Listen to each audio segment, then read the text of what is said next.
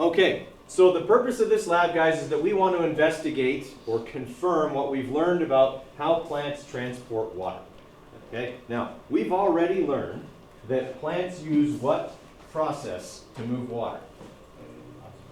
Right, they use osmotic pressure that is produced where? Where does that osmotic pressure come from?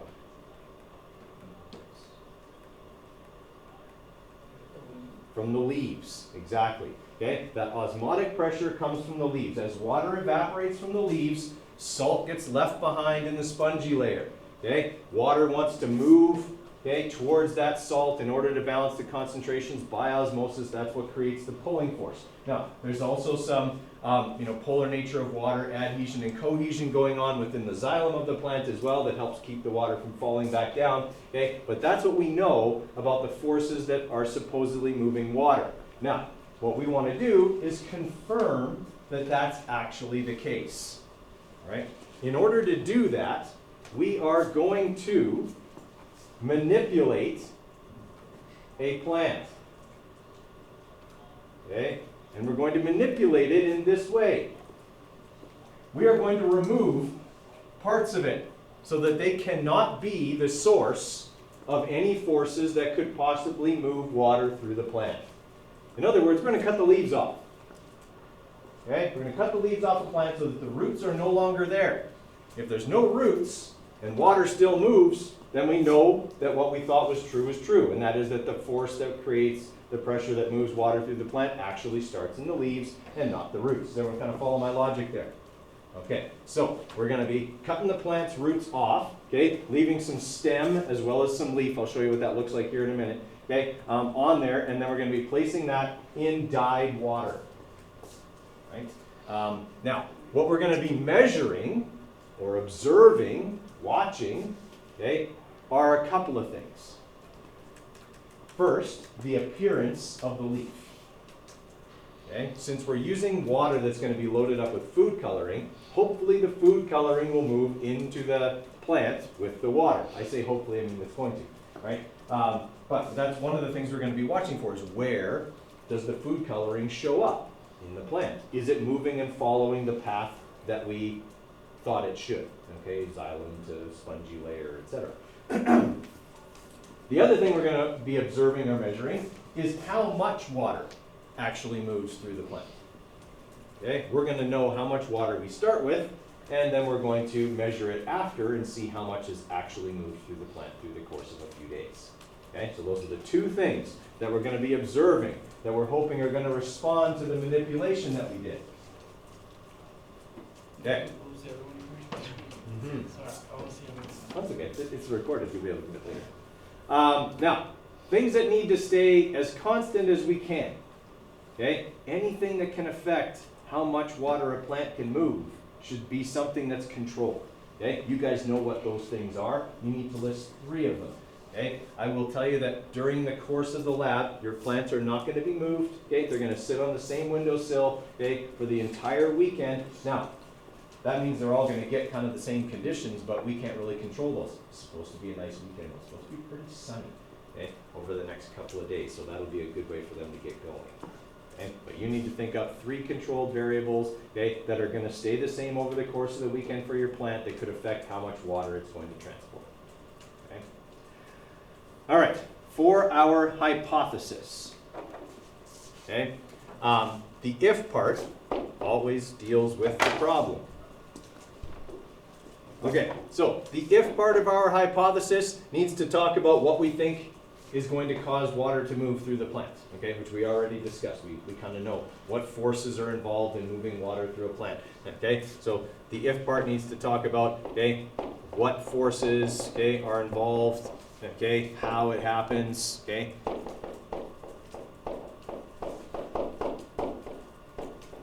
Okay, that's what the if part needs to talk about.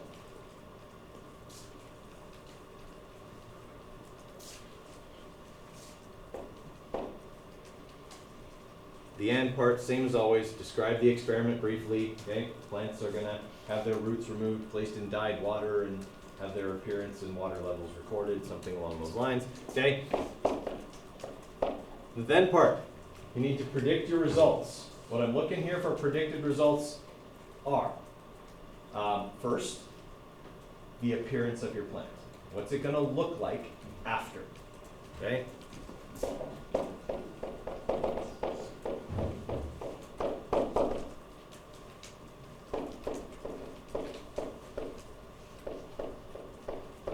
Okay, and you probably want to be specific about this. Like, where do you think you're going to see the most dye or the most food coloring in the leaf of the plant? Okay, as a result of this. And also, okay, the water level. Okay, what's going to happen to the water level if all these things that we think are transporting water actually occur? Okay, what's going to happen to the water level? So that's your hypothesis.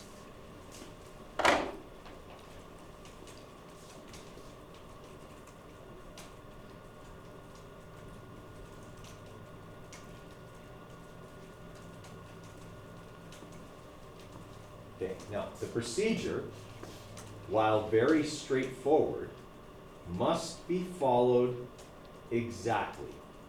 If you don't follow the procedure exactly, your lab will not work very well, if at all.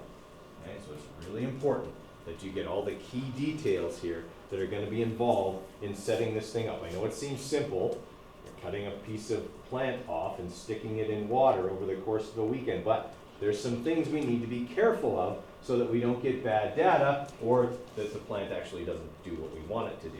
Okay, so when you are setting up the lab, okay, one of the first things you're going to do is you're going to mix your water. Okay, you're going to have 2 graduated cylinders for this lab. Okay, this is a graduated cylinder. Okay, this graduated cylinder is not being used correctly in this picture. Okay, this little blue plastic thing is really important. I'll show you why when we get back across the hall into the lab. Okay, it should always be near the top. Now, you're going to mix 100 mils of water with 3 to 5 drops of food coloring. Okay? Now, I used to put out all the food coloring colors because it was funny, but I've stopped doing that because it ceased to be funny. It was more tragic because I would have groups that would pick green. Yeah. Then they come to me on Monday, this lab didn't work. Nope, it sure didn't. Yeah. Okay, so I don't do that anymore because it was funny the first time and then it's just sad. Okay, so I only have red and blue out there for you to use. You can even mix them if you want to make purple. It's up to you, okay, but I didn't put the yellow or green out. Okay, so you're going to mix 100 mils of water in the 100 mil graduated cylinder. Okay, now I know that's going to seem like a lot because you're actually only pouring it into a 25 mil cylinder. Don't worry, okay? Okay. The reason we don't mix it in here is because the graduations, the little markings, I mean, here's where the 100 is on that graduated cylinder. There's a whole bunch of space above that that's not marked, and the one you're going to use is the same. The 25 mil mark is like here, and then there's nothing above it. But we need to fill above that.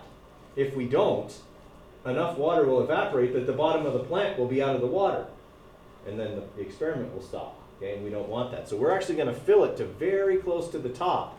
Okay, and then when we put our plant in, it'll displace a little bit more water and bring it almost perfectly to the top of the graduated cylinder. Okay, everybody follow me on that? Don't fill it right to the top before you put the plant in. Very important.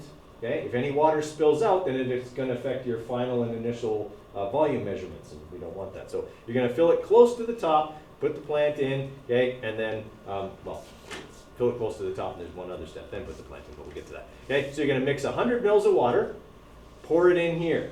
Pour it till it's close to full. Then you'll know how much water you poured in. Everybody follow? Because you'll go 100 minus whatever's left in the cylinder, and that will be your initial volume. Is that something you need to record? Yes, it is. I think there's an observation chart where that's part of the observation. Okay, initial volume is one of the things you need to record. Okay. The rest of it you can dump out. Don't need any more. Okay, so once you got the water in there, okay, then you're going to come up to the front of the classroom, okay, where I will be, and I'm going to give you the finger off of a rubber glove.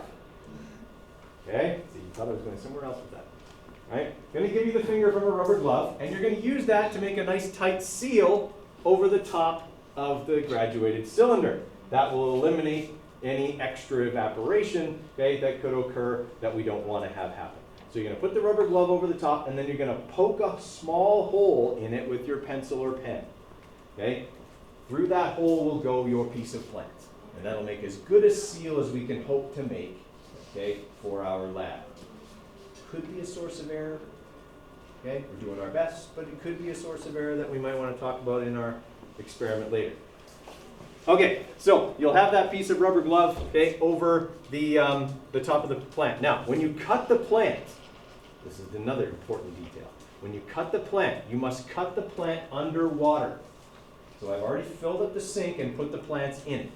Okay, I'll bring the scissors over. Okay, you're going to cut off a section of plant. You want to get a section of plant that's got a couple of leaves on it. Okay, not just one, but get a couple of leaves. Okay, cut it under the water and put your thumb over the cut end. Okay, that way we don't allow any air to get into the xylem. Because if we do, it'll wreck that whole hydrogen bonding, polar nature of water situation that we've got going. We don't want any air to get in there, okay, because it'll interfere with its ability to move water and have it be one cohesive unit. Okay, so you're going to put your thumb over the cut end, walk back to your station where your setup is all ready. Okay, you're going to quickly take your thumb off it and put it in. Okay, do it as quick as you can.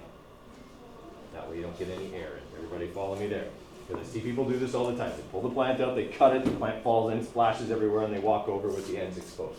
Okay? And then they don't get good data. So make sure you got your thumb over the cut end. Okay, so you should get something like that, okay, that's ready to go. Notice she's not got her thumb over the cut end. Okay?